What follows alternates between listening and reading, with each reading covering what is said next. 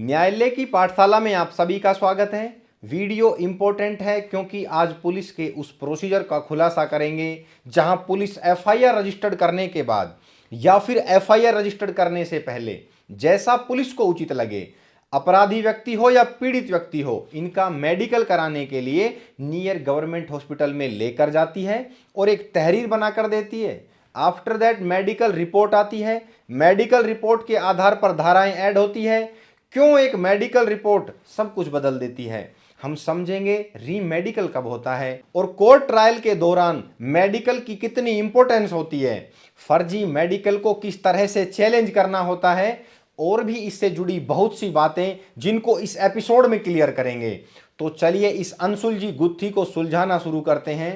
इससे पहले कि मैं आपको मेडिकल परीक्षण के व्यवहारिक तौर तरीके समझाना शुरू करूं, चलिए इससे पहले बीएनएसएस में निर्दिष्ट उन सेक्शंस को थोड़ा समझ लेते हैं जिनमें मेडिकल एग्जामिनेशन के संबंध में प्रावधान दे रखे हैं। ध्यान रहे, जब किसी व्यक्ति को किसी मारपीट, रेप या किसी अन्य दुर्घटना के दौरान चोट लगती है, तब व्यक्ति पुलिस स्टेशन पहुंचता है तो पुलिस उसे मेडिकल एग्जामिनेशन के लिए भेजती है। अर्थात एज पर सेक्शन 51 जब पुलिस को लगता है कि उसके शरीर की जांच से अपराध के सबूत मिल सकते हैं, तब पुलिस डॉक्टर से उसका मेडिकल एग्जामिनेशन करवाती है। फॉर एग्जाम्पल, रेप केसेस में आरोपी का सीमन, डीएनए सैंपल लिया जाता है और लड़ाई झगड़े के मामले में आरोपी के शरीर पर इंजरी चेक होती है तथा ड्रंक ड्राइविंग में ब्लड अल्कोहल टेस्ट होता है। यूं समझे, blood sample, semen sample, hair sample, DNA sample, nails तथा इंजरी को एग्जामिन किया जाता है। इसमें ध्यान रहे, रजिस्टर्ड मेडिकल प्रैक्टिशनर ही मेडिकल एग्जामिनेशन के लिए वैलिड माना जाता है। रजिस्टर्ड मेडिकल प्रैक्टिशनर मीन्स अर्थात जिसके पास नेशनल मेडिकल कमीशन एक्ट 2019 के अंडर रजिस्टर्ड होना चाहिए, मतलब उसका नाम नेशनल मेडिकल रजिस्टर और स्टेट मेडिकल रजिस्टर में दर्ज होना चाहिए तथा किसी महिला का मेडिकल किसी महिला डॉक्टर द्वारा किया जाएगा। एंड सेक्शन 52 ऑफ बीएनएसएस विशेष रूप से रेप एक्यूज्ड के मेडिकल एग्जामिनेशन के लिए प्रोविजन दिए गए हैं, क्योंकि इसमें कहा गया कि यदि किसी व्यक्ति को रेप या रेप के अटेम्प्ट के आरोप में गिरफ्तार किया गया है और यह संभावना है कि उसकी शरीर की जांच से अपराध के सबूत मिल सकते हैं, तो पुलिस के कहने पर डॉक्टर उसका मेडिकल परीक्षण करेगा ताकि आरोपी के शरीर से डीएनए, सेमन, इंजरी आदि के सबूत मिल सकें तथा अपराधी के मना करने पर भी जरूरत पड़ने पर डॉक्टर जांच के लिए उचित बल का प्रयोग कर सकता है।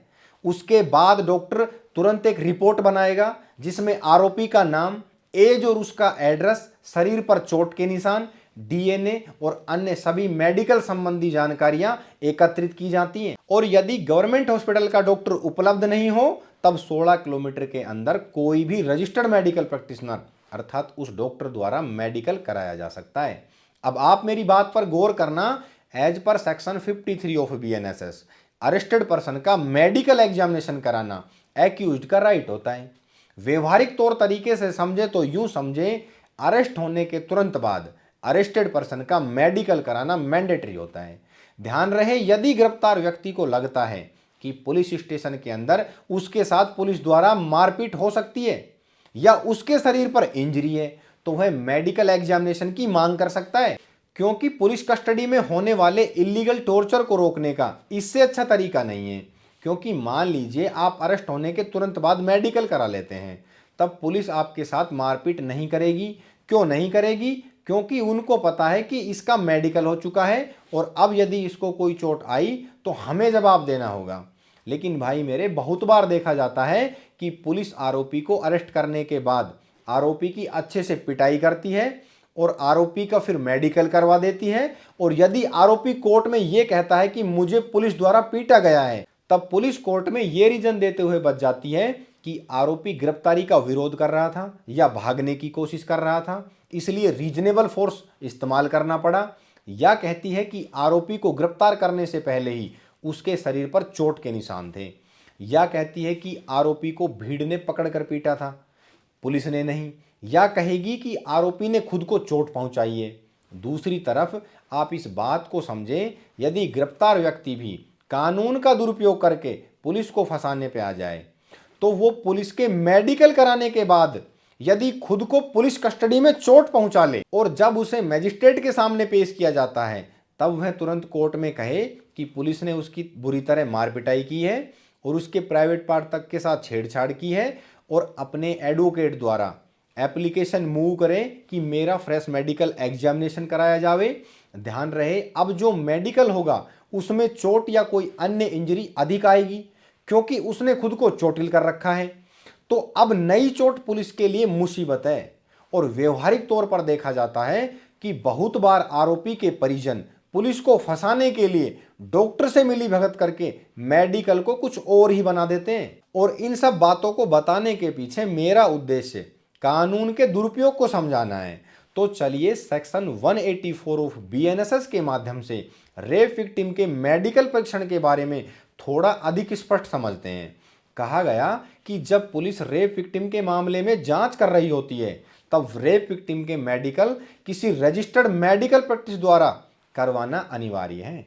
ध्यान रहे, मेडिकल रेप विक्टिम की सहमति पर किया जाएगा और यदि पीड़िता सहमति देने में असमर्थ है तब उसके स्थान पर उसका कोई रिलेटिव जो सहमति देने में सक्षम है सहमति दे सकता है। और पुलिस द्वारा अपराध की सूचना मिलने के 24 घंटे के अंदर पीड़िता को मेडिकल परीक्षण के लिए भेजा जाना अनिवार्य है।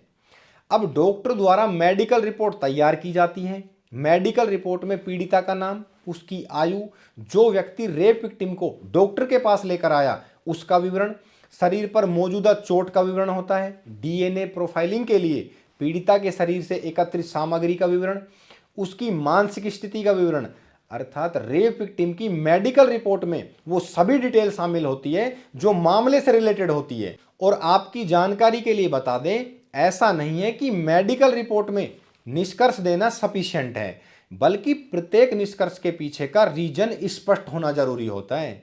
सरल शब्दों में समझे तो यूं समझे, यदि डॉक्टर ये कंक्लूजन देता है कि रेप विक्टिम की बॉडी पार्ट पर चोट के निशान हैं जो फिजिकल अटैक का संकेत देते हैं, तो मेडिकल रिपोर्ट में यह भी मेंशन करना होगा कि पीड़िता को किस प्रकार की चोट मिली और क्यों वे चोट फिजिकल अटैक का संकेत देती हैं। और जब मेडिकल एग्जामिनेशन कंप्लीट हो जाता है, आफ्टर दैट ये medical report with in 7 days में आईओ को भेजनी होती है। एंड आफ्टर दैट आईओ इसे रिपोर्ट में लगाने के बाद सेक्शन 193 ऑफ बीएनएसएस के तहत मजिस्ट्रेट को भेजता है। एज एन एडवोकेट आपको बता दें कि सेक्शन 397 ऑफ बीएनएसएस हॉस्पिटल की ड्यूटी फ्री मेडिकल ट्रीटमेंट की बात करता है, अर्थात हर हॉस्पिटल, फिर चाहे वो गवर्नमेंट हो या private, rape victim and acid attack victim को तुरंत फ्री ट्रीटमेंट देना होगा। पुलिस की फॉर्मेलिटीज का इंतजार करना जरूरी नहीं है और यदि कोई हॉस्पिटल ट्रीटमेंट देने से मना करता है तब ऐसे मेडिकल काउंसिल के अगेंस्ट एफआईआर रजिस्टर्ड कराई जा सकती है। अब मैं जो आपको कुछ व्यवहारिक तौर तरीके बताने जा रहा हूं उसको थोड़ा ध्यान से समझना, अर्थात कुछ ऐसे तौर तरीके जिसका एडवांटेज आप उठा सकते हैं। आपने देखा होगा कि कई बार एफआईआर में धारा मेडिकल रिपोर्ट आने के बाद बदल जाती है। हमें पता चलता है कि पहले मामला नॉर्मल धाराओं में दर्ज था और अब अचानक से धाराएं सीरियस नेचर के ऑफेंस की ऐड हो गई, या फिर ऐसा होता है कि मामला कोग्निजेबल ऑफेंस की धाराओं में दर्ज हुआ और बाद में नॉन कोग्निजेबल हो गया। आपने कहते सुना होगा कि आईओ ने इन्वेस्टिगेशन में उसका नाम निकाल दिया, धारा कम कर दी। तो भाई मेरे, ऐसा इसलिए होता है क्योंकि एफआईआर में मेडिकल रिपोर्ट की भूमिका बहुत अधिक होती है। मतलब मेडिकल रिपोर्ट से तय होता है कि चोट की प्रकृति अर्थात नेचर ऑफ इंजरी, चोट किस हथियार से लगी, घटना का समय मतलब एज ऑफ इंजरी, और चोट सिंपल है या ग्रीवियस, अर्थात कहने का मतलब ये सब कुछ तय होता है मेडिकल रिपोर्ट के आधार पर। और फिर इसी आधार पर यह तय होता है कि इसमें बीएनएस की कौन कौन सी धाराएं लगेंगी।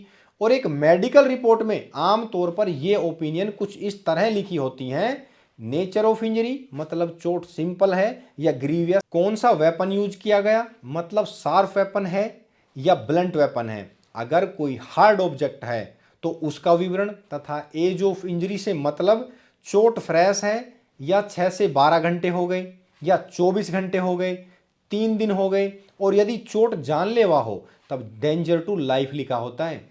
और फिट फॉर स्टेटमेंट मतलब लिखा होता है कि क्या घायल बयान देने के लिए योग्य है।